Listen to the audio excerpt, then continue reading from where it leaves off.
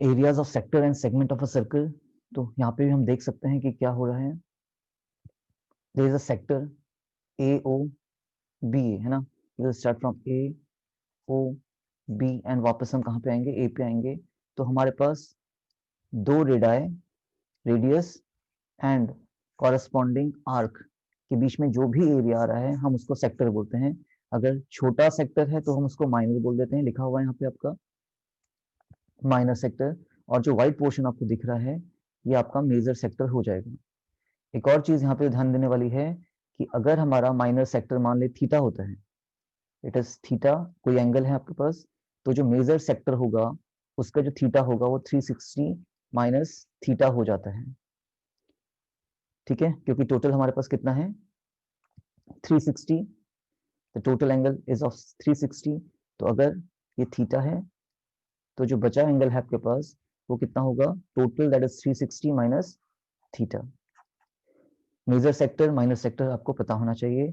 By default अगर हम कुछ नहीं लिख रहे हैं तो हम माइनर सेक्टर की ही बात कर रहे हैं, we are talking about the minor sector. और यहीं पे अगर उनका एरिया देखें तो देखिए अगर हमारे पास 360 डिग्री है सेंटर पे तो we are talking about the complete angle.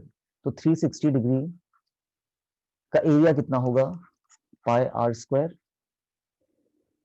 360 degree means complete circle, है ना, जो आपको दिख रहा है यहाँ पे सेंट्रल एंगल 360 अगर हो रहा है तो means we are talking about the complete circle.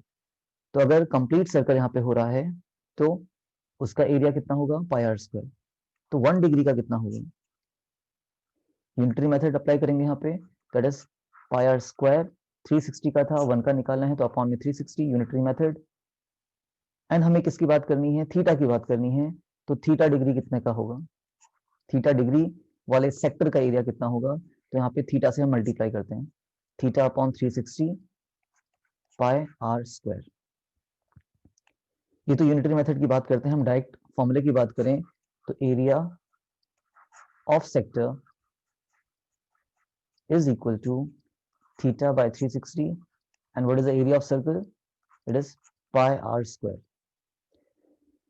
Let's say we are talking about the length of the arc formed by this sector, तो AB है आपका।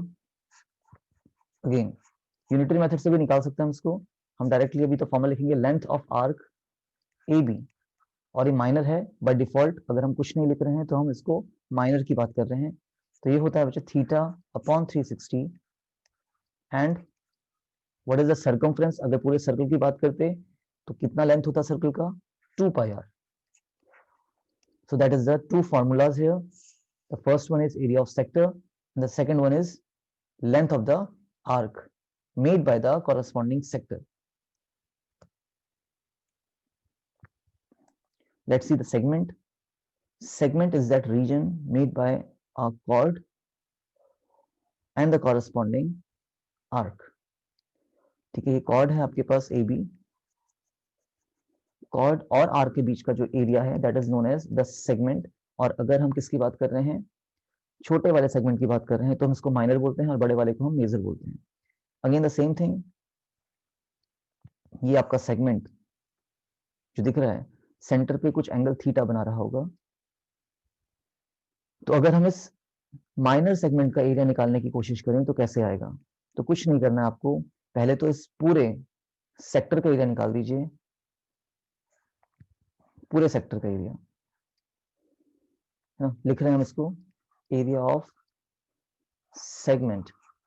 Of course by default it is minor segment, तो यहाँ पे हम करेंगे area of sector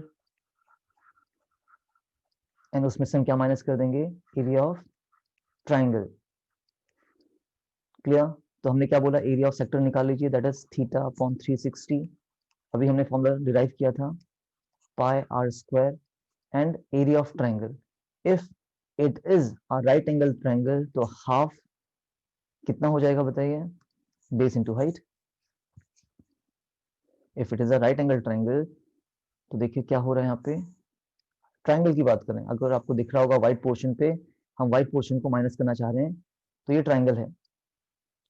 triangle के साथ आपका क्या जुड़ा होता है, बेस और हाइट। और देखिए यहाँ पे दोनों ही इक्वल होंगे and that is equal to the radii, am I correct? तो यहाँ पे क्या हो जाता है r और r, that is r square, half r square.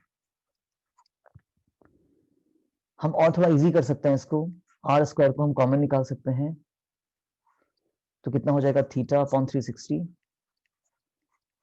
Pi r minus half, sorry pi r तो हमने कॉमन निकाल दिया, तो यहाँ पे खाली पाई बचेगा। ठीक है, और आपको इजी करना है इसको, फॉर्मूला ही हम बनाने हैं। देखिए पहली बात तो आपको ये पता होना चाहिए कि क्या है, area of sector minus area of triangle है ना। ट्राइंगल कौन सा है हमारे पास, अगर ये 90 डिग्री होता, अगर थीटा हमारे पास कितना होता है यहाँ पे 90 डिग्री, हम उसके लिए बात कर रहे हैं, तो यहाँ तो कुछ याद करने वाली बात नहीं है। बट अगर हम इसको सिंप्लीफाई करने की कोशिश करें तो कैसे होगा, देखो नीचे से आप 2 भी कॉमन निकाल सकते हैं, तो r स्क्वायर अपॉन 2 कॉमन, क्या बचेगा थीटा पाई अपॉन 180 माइनस 1, और फिर आप इसको सॉल्व करते रहेंगे, आपका आंसर आ जाना है। तो that is the area of sector segment when the triangle is being a right angle triangle. Again हमारा डिलीटेड टॉपिक है, हमें 120 डिग्री की बात नहीं करनी है सेंटर को। व्हाट एल्स, अगर आपका ये 90 डिग्री नहीं होता तो हो सकता है 360 डिग्री होता, कितना होता 360 डिग्री होता, तो हमारा जो एरिया ऑफ ट्राइंगल होगा वो सॉरी 60 डिग्री होगा। तो जो एरिया ऑफ ट्राइंगल होगा हमारे पास वो कौन सा होगा, इक्विलेटरल ट्राइंगल। क्यों होगा, बिकॉज कोई ट्राइंगल जिसके दोनों साइड्स इक्वल हैं, और इक्वल टू यहाँ पे रेडियस है आपके, you can see very clearly in the figure as well, इस ट्राइंगल की बात कर सकते हैं। तो अगर आपको सेंट्रल एंगल 60 दे रखा है तो बेस एंगल क्या होंगे आपके, इक्वल होंगे, because angles opposite to equal sides are equal. तो ये भी x मान लेते हैं, इसको भी x कर लेते हैं, and we know very well 60 plus x that is 2x will be equal to 180 degree. Why, angle sum property. तो 2x कितना हो जाएगा 60 will be go in the subtraction part, तो 180 minus 60 will be 120, तो x comes 60। तो आपको तीनों ही angles कितने मिलेंगे, 60 डिग्री के मिलेंगे। तो यहाँ पे हम क्या याद कर सकते हैं, क्या हम समझ सकते हैं यहाँ पे कि if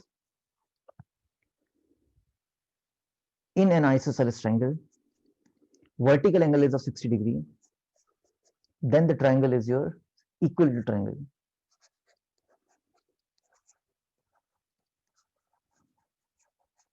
And what is the area of equilateral triangle? Area of equilateral triangle is √3 upon 4 into side square। ठीक है, तो हमारे पास अगर ट्राइंगल कैसा होता, इक्विलेटरल होता, तो हमारे पास फॉर्मूला क्या बनता है, √3/4 इंटू साइड स्क्वायर, और साइड यहाँ पे क्या है, रेडियस ही तो है। अगेन हम क्या कर सकते हैं, हम r स्क्वायर को कॉमन निकाल सकते हैं, और हम 4 को भी कॉमन निकाल सकते हैं। तो बचेगा कितना, theta upon 4 9 36, yes 90, r common है, पाई बचेगा यहाँ पे आपके पास माइनस √3, दैट्स इट। अब अगर क्वेश्चन पे आपको √3 की वैल्यू दे रखी है तो आप उसको अप्लाई करिए, नहीं दे रखी है तो आपका आंसर √3 में ही आ जाएगा। अगेन अगर in the question it is given to you that the √3 is equal to actually 1.732, √3 की वैल्यू कितनी होती है 1.732, तो उसको अप्लाई कर लीजिए। अगर आपको नहीं दे रखा है तो आपका आंसर √3 में आएगा। अब आई होप कि आपको कुछ परसेंट तो समझ में आया होगा कि इसका इंट्रोडक्शन कैसा है। आप क्वेश्चन अगर लगाइए, क्वेश्चन में आपको उसका डबल समझ में आ जाएगा। ठीक है, बस इंट्रोडक्शन को थोड़ा ध्यान में रखिए, एक बार और चला लीजिए वीडियो को और समझिए।